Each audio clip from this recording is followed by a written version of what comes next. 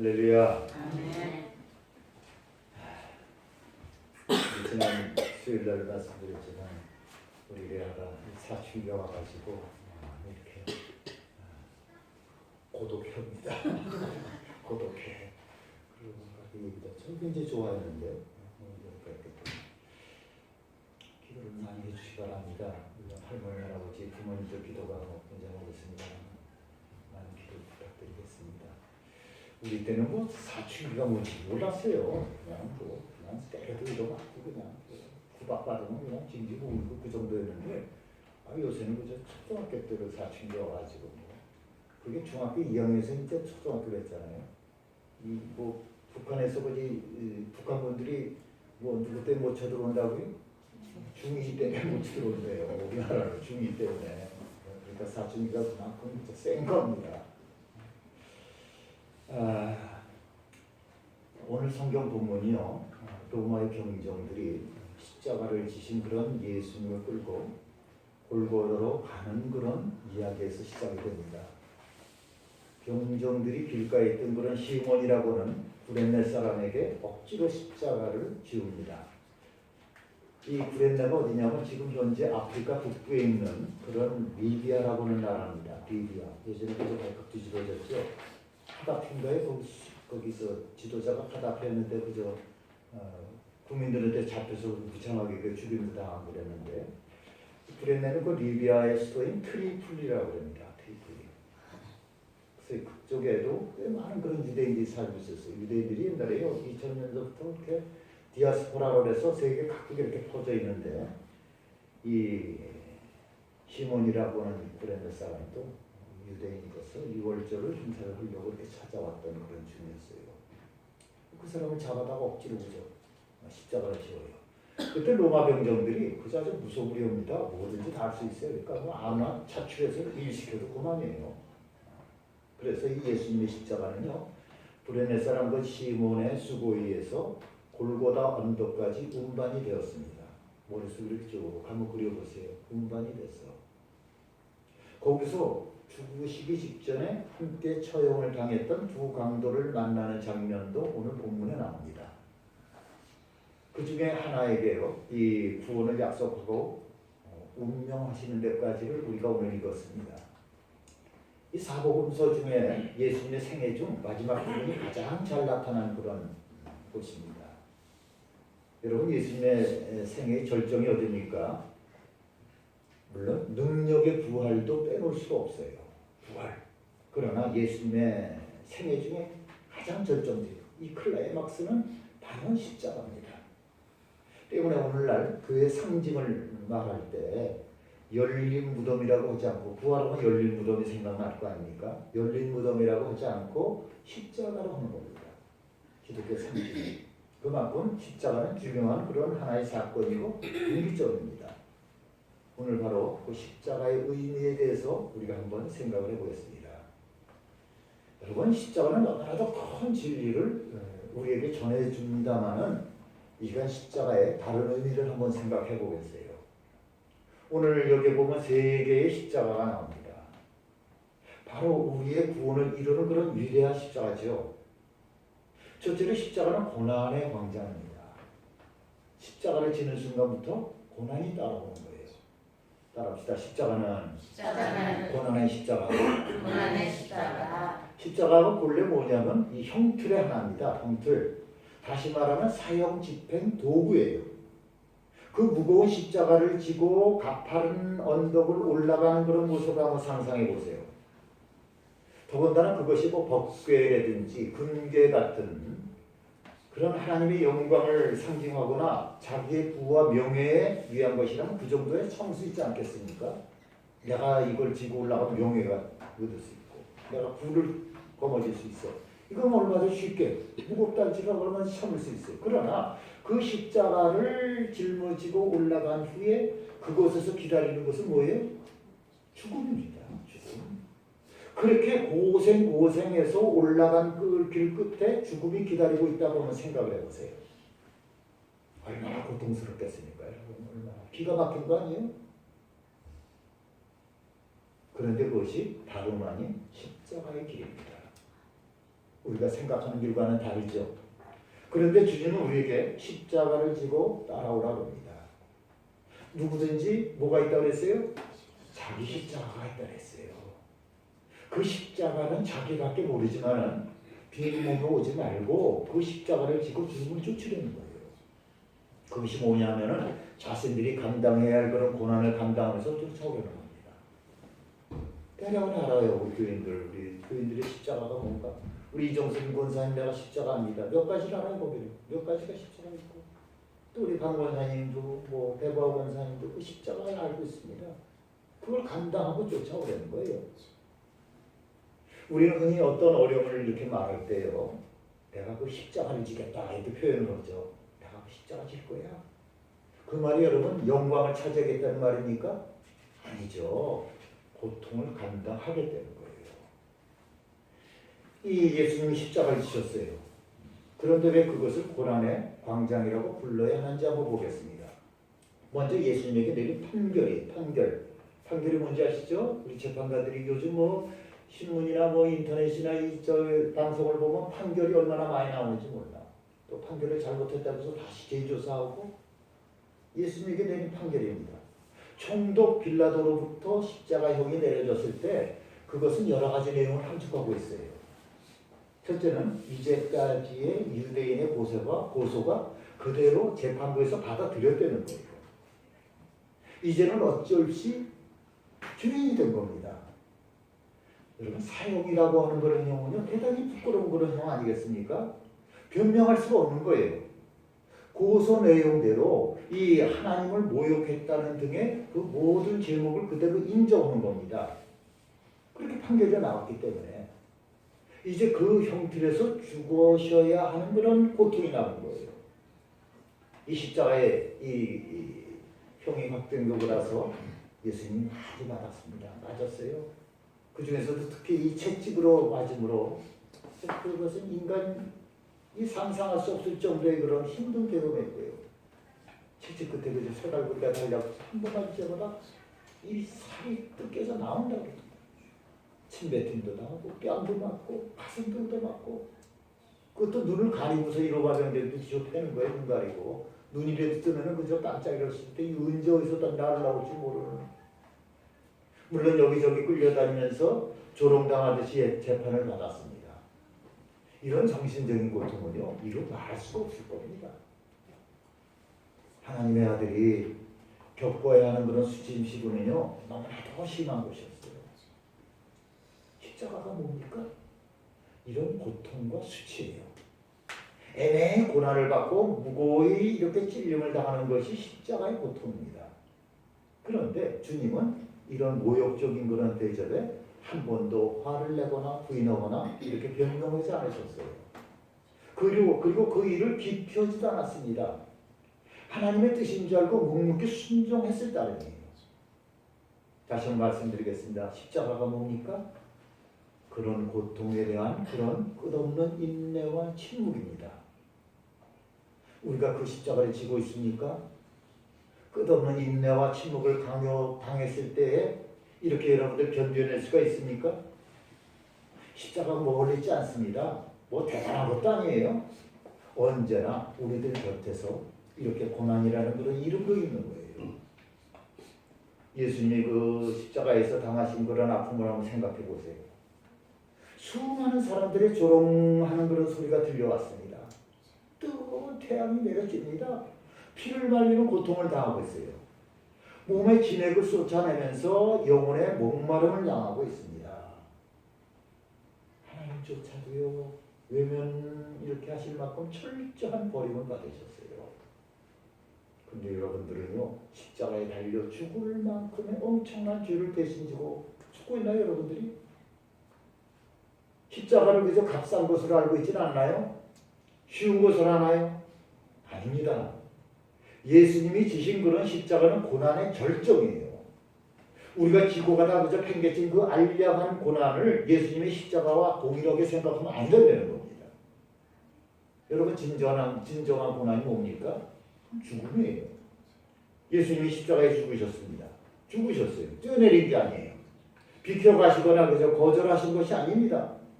그냥 지고 가신 거예요. 그리고 그 위에서 죽으셨어요. 완전히 죽으신 거예요. 때문에 십자가는 고난의 광장입니다. 그 작은 십자가 위에서요, 온 세상 사람들이 다 씻고도 남을 만큼의 피를 흘리셨어요. 쏟았습니다. 그렇기 때문에 그것은 고난의 광장이에요. 이 세상 사람들의 모든 그런 고난을 다 모아도 예수님의 고난은 따를 수가 없어요. 그렇기 때문에 이 십자가는 고난의 광장입니다. 또한 우리에게 말씀하시는 십자가의 의미는 뭐냐? 죽음입니다. 우리에게 요구하시는 주님의 십자가는 죽음이에요. 그것은 뭐 기절도 아니고 눈속임도 아니고 진실이었습니다. 아무런 변명 없이 침묵하신 채로 자기를 해오는 사람들을 위한 그런 용서의 기도와 목마름에 대한 그런 호소와 아버지에게 영혼을 부탁드리는 그런 기도만 있었을 뿐 말씀이 없으신 채로 죽으셨어요. 오늘 우리들이 받을 그런 고난을요, 상징적으로 보여주는 겁니다. 지금 십자가를 지고 가는 우리들에게 허락된 것이 뭡니까, 여러분? 고난을 남겨준 그런 사람들에 대한 그런 용서의 기도입니다. 하나님에 대한 그런 무서운 목적의 기도예요. 우리의 영혼을 부탁드리는 그런 기도입니다. 예수님처럼 자기의 어머니를 이렇게 위탁하는 말씀, 구원을 약속하는 말씀을 할 수가 없을 것입니다. 십자가를 통해 다 이루었다고 하는 그런 선언도 할 수가 없을 거예요. 오직 우리에게 허용된 것이 있다 한다면 육신의 고통을 견디다 못해서 진로되는 그런 외마디, 내가 목마르다라는 그런 말씀이 있을 뿐입니다. 그것이 고난의 광장에서 허용된 거예요. 예수님이 그렇게 지고 가셨어요. 두 번째로 십자가는 기다림의 광장입니다. 거기서 팔을 벌리고 계세요. 따라합시다. 십자가는 기다림의 광장이다. 여러분, 예수님이 십자가를 지실 그런 그 십자가를 한번 상상해 보세요. 예수님이 지신 십자가, 우리가 현장에 직접 있지 못해서 그 모습을 정확하게 알 수는 없습니다. 그러나 우리는 예수님이 이렇게 십자가를 지신 장면을 상상해 볼 수는 있어요. 두 팔이 양쪽의 날개처럼 가로질린 그런 횡목에 꽁꽁 붙들려 매어 있습니다. 그 위로 붉은 못이 그저 손을 관통하고 있어요. 붉은 피가 흘러내립니다. 그러나 그 팔은 여전히 내려오질 않습니다. 왜 그러나요? 무엇을 상징하는 것입니까? 이 예수님의 벌린 팔에는요, 세 개의 의미가 있습니다. 첫째는 하나님으로부터 오는 무서운 진노를 막으려고 하는 그런 사랑의 몸부림입니다. 하나님은 불의를요 용납하시는 분이 아닙니다, 여러분. 우리가 숱한 죄를 짓고도요 그저 뻔뻔스럽게 하나님 앞에 나와 앉아가지고 이 정도 죄중이야 그저 눈 감아주시겠지, 그러니까 내가 지금 이렇게 살아가고 있지, 이렇게 생각하지만 그러나 사실은 그렇지가 않은 거예요. 하나님은요 눈꽃만큼의 죄까지도, 아니 성경의 표현대로 그저 겨자씨하는 그 죄도 용납하지 않으십니다. 죄는커녕 죄의 모양이나 그림자만 있어도 하나님 앞에서 설 수가 없어요. 그런데 우리 지금 어떻습니까? 죄의 그림자는커녕요 이 죄를 물 마시듯이 이렇게 퍼먹고 살고 있습니다. 온 영혼과 육체가 그저 죄로 뒤범벅되고 있는 거예요. 죄의 누더기를 쓰고 있습니다. 하나님의 불벼락을 맞아도 수십 번, 수백 번은 맞아야 됐어요. 그런데 어떻게 이렇게 무사합니까? 그것은 두 팔을 벌린 채 지금도 십자가 위에서 피를 흘리시면서 하나님의 심판을 막으시는 주님의 최심판 때문인지 여러분 아시기 바랍니다. 그 팔만 내리신다면요, 이 오늘도 하나님의 심판을 받아야 할 그런 사람들이 수두룩하여서 살아날 사람이 아무도 없어요. 그 다음으로 주님은요 팔을 벌리신 채로 우리를 이렇게 기다리고 계십니다.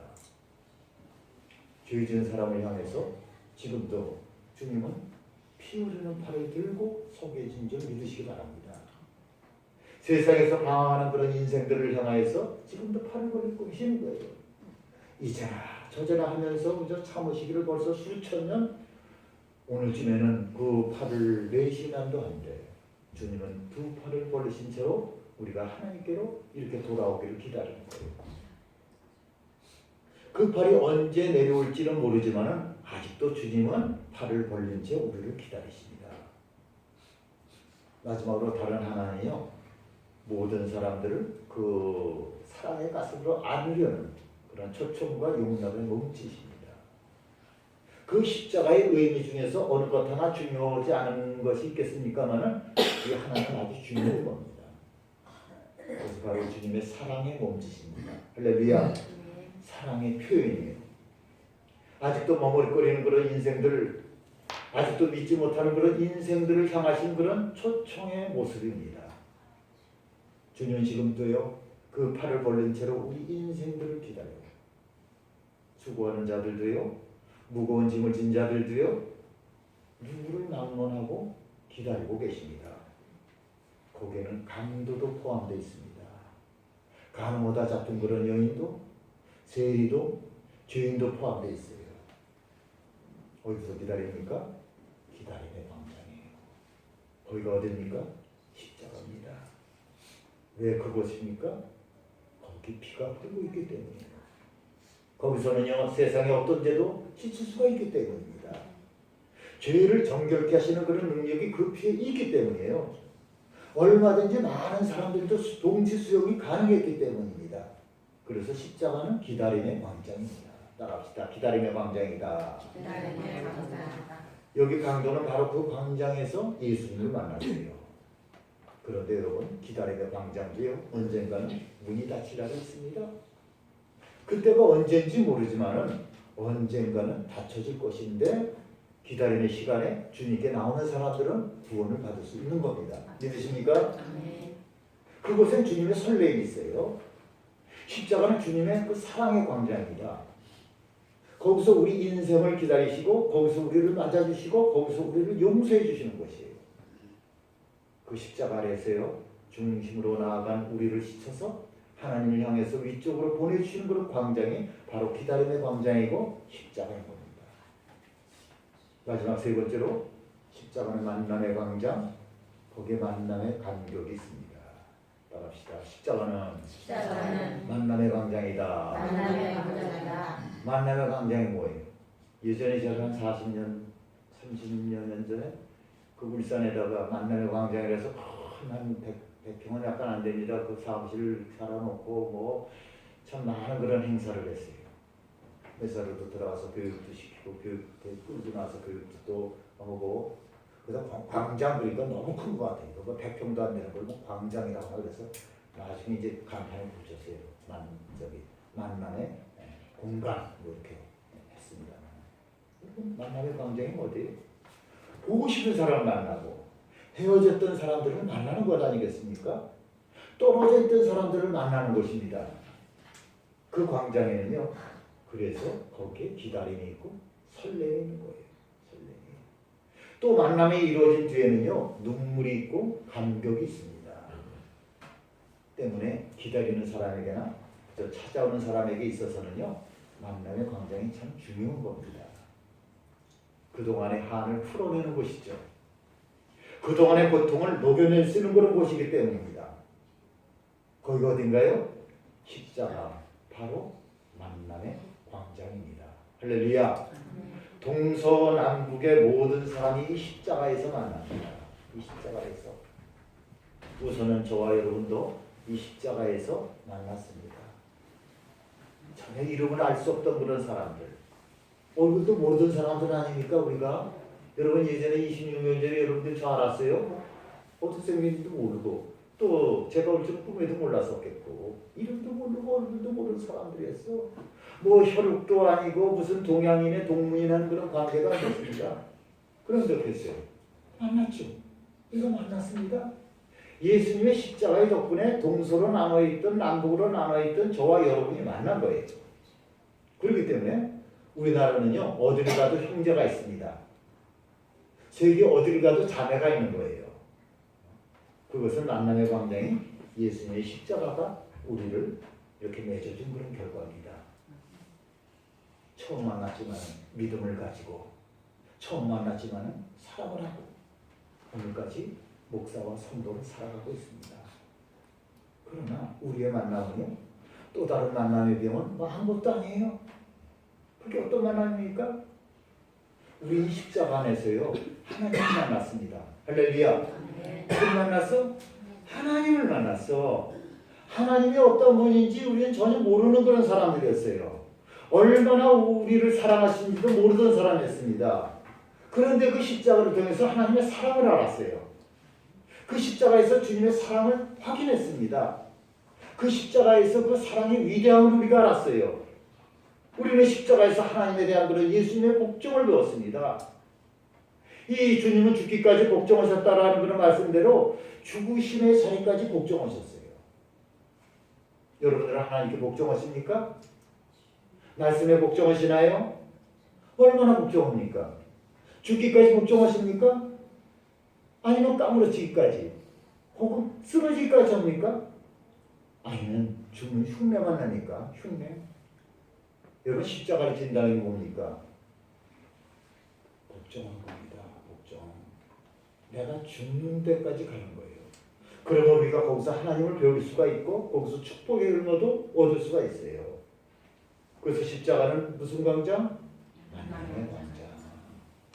여러분 십자가를 귀한 곳으로 이렇게 만들기 원하십니까? 십자가를 그럼 귀하게 생각하세요. 우리는 십자가를 통해서요 하나님의 능력을 봅니다. 틀림없이 주님은 죽으셨어요. 물과 피를 다 쏟으셨습니다. 그런데 그 진액을 쏟으시고 죽으신 예수님께서 다시 살아나셨어요. 할렐루야. 하나님이 그를 살리신 겁니다. 십자가에서 죽으셨기 때문에 그의 다시 사심이 빛이 나는 거예요. 그의 부활을 영광스럽게 해준 그런 사건이 뭡니까? 십자가의 죽음입니다. 그 죽음이 검증되고 확인된 이유였기 때문에 그의 다시 사심이 빛이 난 겁니다. 그는 십자가의 약속을 이행하기 위해서 살아나신 거예요. 한 강도가 예수님을 만났습니다. 그때 주님은 더 좋은 광장에서 그를 만날 것이라고 이렇게 약속을 했습니다. 그것이 바로 나곤의 광장입니다. 오늘 본문 43절을 한번 보겠습니다. 같이 읽겠습니다. 시작. 예수께서 이르시되 내가 진실로 내게 이르노니 오늘 내가 나와 함께 나곤에 있으리라 하시니라. 이 말은 무슨 말씀입니까? 오늘 나곤의 광장, 만남의 광장에서 주님을 만나리라는 그런 말씀이에요. 우리가 어떻게 하나님을 만나니까 만남의 광장으로 나가면 됩니다. 그 광장이 어디 있어요? 금천동에 있나요? 어디 로타리에 있나요? 예수님의 십자가에 있습니다. 십자가에서 만납니다. 십자가에서 주님을 만날 수가 있는 거예요. 미안한 이야기지만요. 아무리 그럴듯한 그런 광장이라 할지라도 주님은 만나뵐 수 없습니다. 단지 십자가 위에서만 진정한 주님을 만날 수가 있습니다. 따라서 주님을 만나려고 하는 사람들은 십자가로 나가야 되는 겁니다. 사랑하는 성도 여러분, 우리가 매년 고난주일 때 이렇게 성찬을 이렇게 받습니다. 그러나 어떤 마음으로 받느냐에 따라서 이 성찬의 은혜가 달라집니다. 성찬은 하나님께서 우리에게 예수님과 우리가 얼마나 하나가 되었는가, 예수님 우리의 삶 속에서 얼마나 놀랍게 같이 계신가 하는 것을 계속해서 우리에게 확인시켜 주시는 그런 놀라운 은혜의 시간입니다. 그러나 같은 성찬을 받아도요, 어떤 분들은 성찬을 통해서 살아계신 예수님을 만날 수가 있고, 어떤 분들은 그저 조그만 떡, 이 빵 조각하고 포도즙을 먹고 마시는 하나의 예식으로 끝날 수가 있는 거예요. 그 마음의 겸손함이 다른 겁니다. 하나님 앞에요, 주님 제가 이렇게 신앙생활하는 것이 정상이 아닙니다. 주님 제가 정말로 예수님 만나보고 싶습니다. 예수님 제가 주님을 정말로 원합니다. 여러분이 성찬을 받으시면서 진정으로 갈망하시면 주님이 반드시 여러분들을 만나주실 거예요. 이제 우리 성찬위원들 나오셔서 준비하시기 바라고 기도하겠습니다. 거룩하신 주님, 저희들이 일어나고 둔해서 움켜잡으면 행복할 것 같아 끊임없이 받으려고 움켜쥐려고 하면서 살았습니다. 주님, 이 시간 우리들을 위해서 이것이 너를 위해 주는 내 살이다, 너희를 위해 주는 내 피라 하시면서 저희들에게 생명을 주시고 그리고 영원한 날의 소망을 주시고 새 삶을 주시는 주님이시. 이제 우리가 성찬을 받으면서 저희도 주님의 마음을 품고 하나님이 기뻐하시는 축복의 도구로 살기를 결단합니다. 주는 자가 되길 원합니다. 하나님 그렇게 써주시옵소서. 우리들 주위에 있는 모든 사람들에게 은혜를 베풀고 땅도 주고 가지고 있는 것도 나누고 살기를 원합니다. 우리들을 사랑하시고 위대하시는 분도 주님이시니 주님 저희를 더 이상 욕심을 부리지 않고 살기를 원합니다. 고통과 좌절과 낙심 속에 있던 그런 성도들이 이 시간 일으켜 주시옵시고 이제 떡과 포도주를 받는 모든 성도들이 주님의 살과 피를 먹고 마시게 해주시기 바라며 예수님의 이름으로 감사하며 기도하옵나이다. 아멘. 이제 우리 위원을 통해서 떡과 포도주를 이렇게 나누는 동안에 이 스크린에서는요 우리 예수님이 제자들에게 이 성찬을 하는 그런 떡을 떼는 그런 장면 그리고 고난의 장면이 이렇게 펼쳐질 겁니다. 찬송 동시에 이렇게 찬송 가사를 넣을 수가 없어서 229장 불리지 않고 여기서 이제 가사도 나오고 그럽니다. 두 번째는 그때 같이 부르시기가 오고 화면을 보셔도 좋고 기도는 마음으로 받으셔도 좋겠습니다. 좀 틀어주세요. 함께 동참하시길 바라겠습니다.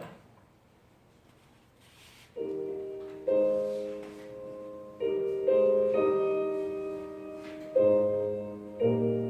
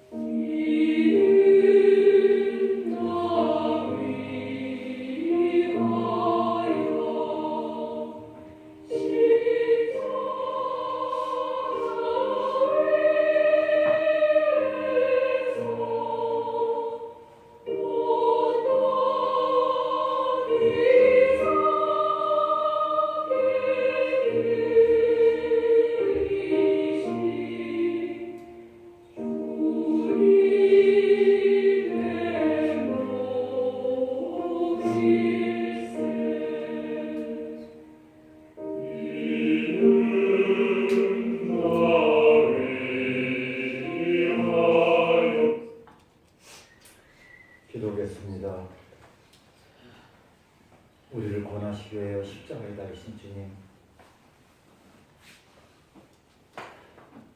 주님께서 우리를 구원하여 주신 사랑의 이 시간 감사드립니다. 주님께서 잡히시던 전날 밤에 제자들과 함께 행하신 그런 성찬 예식을 행하였사오니 주님 이 시간 우리들에게 은혜를 베풀어 주시옵소서.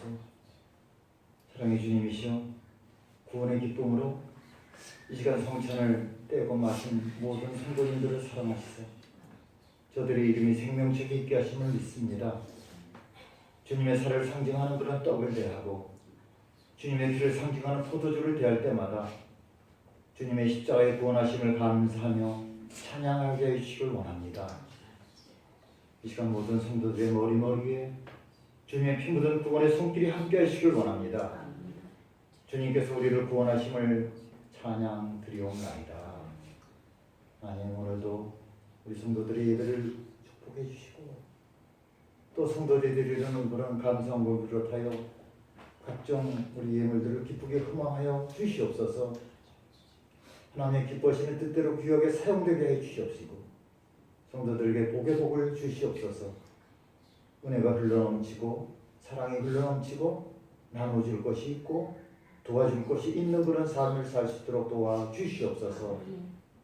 우리 성도들의 눈물의 기도와 교회 기도를 항상 외면치 않은 주님의 시간 역사를 믿습니다. 지금은 우리 구주 예수 그리스도의 극진하신 은혜와 독생 성자 예수님 우리에게 보내주신 하나님 아버지의 놀라우신 사랑과 우리 안에 보이사로 가셔서 감동 감화하시고 가르쳐주는 성령님의 은혜가 오늘 예배에 참석한 성도님들과 저들의 삶 속에 지금부터 영원토록 함께 하시기를 간절히 축원하옵나이다. 아멘.